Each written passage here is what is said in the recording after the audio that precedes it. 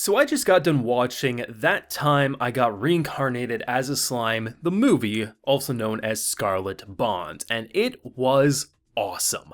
I loved my time watching it. It basically was half a core worth of anime content, and honestly, it was hands down one of the best arcs I think Slime has seen. I'm not sure if I'd say it is the best arc, but honestly, for myself, I really enjoyed it. I have a few things I'd nitpick, and we'll jump into it, such as I think there was a missed opportunity with some more Geld content, given the connection he has with the character Hero, who we get introduced to is kind of like the brother mentor figure from characters like Benimaru's past, but overall from production, which was immaculate. There's so many fight scenes in this movie that are just top tier production. The sound design is on point. The OST goes way harder than it needs to. But the actual story about this smaller kingdom who is pretty much struggling on these very hard times, a princess who's killing herself to clear the toxins in the water, turns into this big conspiracy that by the end honestly had a couple of twists and turns I didn't see coming. So yeah, I highly say if you didn't watch this, it dropped on Crunchyroll yesterday, so it's easily accessible now. This movie is awesome and isn't one of those anime films that you should sleep on,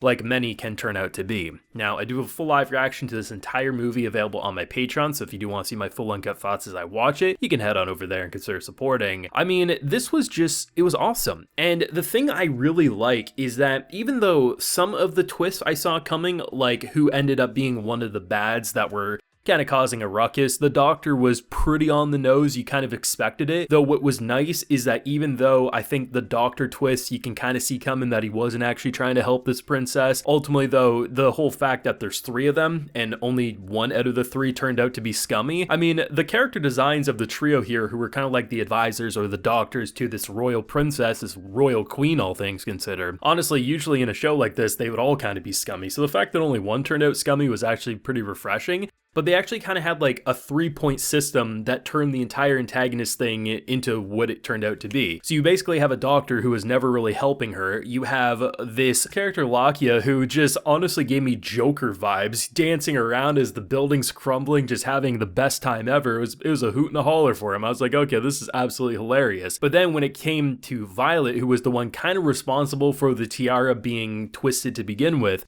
I love how they tied it into this bigger conspiracy that by the end, I mean, none of the heroes die, all things considered, even though they do two fake out deaths. I actually felt like when they both came back, I was like, honestly, I'm glad both of them made it. But honestly, the second fake out death completely shook me because initially, when it comes to Hero, he rips out this crystal that he more or less has to eat because he thinks that he's going to give the body to his savior. Turns out is actually just going to make him turn into an absolute killing machine. So he starts disintegrating, says his goodbyes. You're like, okay, he's going to come back. And she uses a tiara, which is now no longer curse-filled, to bring him back. I figured, yeah, the tiara would break because it's too big of a miracle. But then she ups and disappears. And I was like, wait a second. And once again, Reamer's little menu comes up like, yeah, we can't do anything. That's just the price she paid. And thank God for Violet having a change of heart because her underlings caused such a ruckus. She brings her back. And I was like, okay, I know some people like to say, oh man, they always bring back characters in Slime. But this was one of those moments where I was happy. I was actually getting a little upset given that I was like, man, you can't do that. You can't show someone who means so much to her die before her eyes. And then she dies making him feel like garbage because she just sacrificed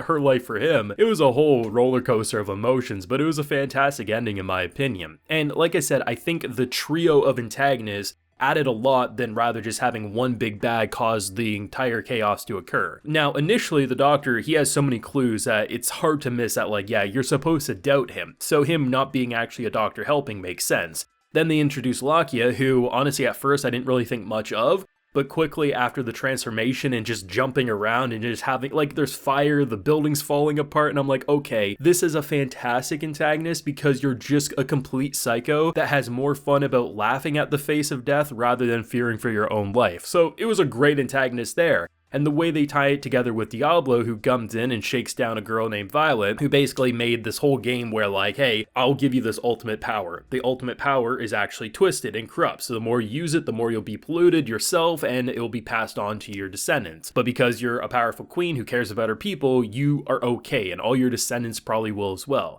So basically, had it just continued on as normal, 1 or 2 generations later, she would have had a new body to take over. But because Lakia decided to up and pull the rug from underneath everyone, take matters into his own hands, basically it ruined this long con game that basically just caused her to say, well, I give up on this one now, and I guess you can come back to life as well. It just kind of had a system that made sense. There was some twists and turns, there was good character motivations, it kind of felt like gods among men, and just honestly, I really enjoyed the pacing of that. The thing that I wasn't a little too okay with, it's not something that ruins the movie by any means, but basically what ends up happening is like the intro of this movie is fantastic. You see a fleeing hero who's just trying to get away, obviously it doesn't work out, and then quickly he invades Tempest, or not really invade Tempest, basically he goes to Tempest and sees the race that basically caused his entire village to burn to the ground. Geld is fighting for his life, and once he realizes why he's there, he basically is ready to give up his life. And even though they quickly explain like, hey, he's working for us, hey, here's my bro, you know, everything kind of feels like, okay, yeah, they resolve it and they de-escalate it, but I was waiting almost the entire movie for a point where he would still try to fight Geld, or Geld would have a moment that redeems himself in the face of it, rather than just being like, Geld's helped them now and, you know, all's well that ends well. I think there was a missed opportunity to maybe have a little more characterization there.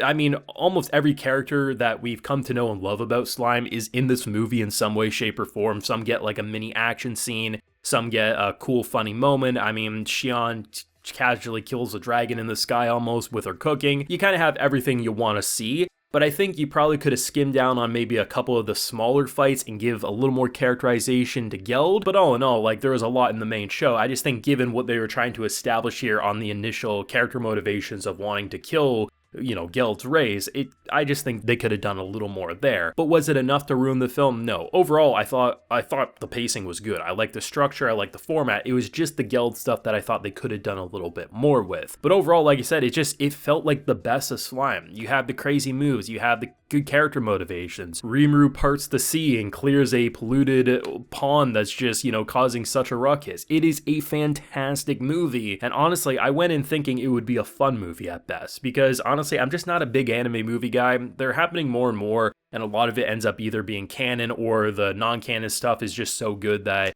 you gotta watch it anyway. And I honestly think while I'm not saying for sure this is like my overall favorite arc, I do think from production to a good story hook, all things considered, making you like the characters, you feel for their past, you feel good going from someone who lost everything to regaining almost everything just as quickly. It felt like the rage, the emotion, it just felt good, and you really enjoyed the connection between Hiro and the woman who saved his life, and you felt like there was a great connection there. One of my favorite things about this movie is how they play off of previous arcs, whether rumblings about what characters like Rimuru have done or connections that have, you know, shaped what's currently happening, and I really thought they did everything right here. This is actually a must-watch in my opinion. It's not one of those movies I say, you know what, it's okay if you skip out on it and you just watch the main seasons. I personally think you would be missing out on some of the best Slime content by not watching it, and honestly, I'm not one to really hype up anime movies too often. From time to time I cover them on the channel, but this one is really, really solid. Great production, some solid humor, the antagonist and the main story hook and how it ties together with everything. Honestly, I thought they did a fantastic job, and yeah, I thought this was fantastic. Even if you disagree that it's even considered one of the best arcs, I think most people will have a kick at the very least watching That Time I Got Reincarnated as a Slime, the movie. But let me know what you thought if you did check it out. Drop a like if you enjoyed, subscribe if you're new around here, ring that bell of course so you can get notified when I upload on the channel. And like I mentioned, we do that full live reaction to this entire movie available on my Patreon if you're interested. So until next time everyone, please take care and have a good one.